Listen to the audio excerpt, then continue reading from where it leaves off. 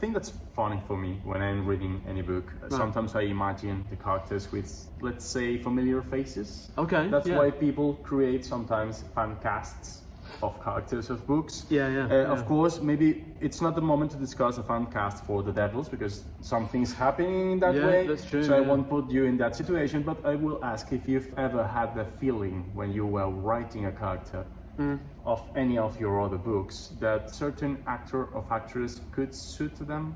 Yeah, I mean, it's interesting. It's never my first port of call because it can be quite restricting in a sense. Sure. And I tend to want to put myself in the skin of the characters, and that can feel a bit weird if you've got a specific person in mind. But when a character's not working very well, a good trick often is to try and cast them and to think of a character or an actor, find a set of photographs of a character in a certain role that seems adjacent, and that can sometimes give you a kind of insight, an idea of how that person might behave, how they might look, for the feel of the person. So that I've found is a useful trick.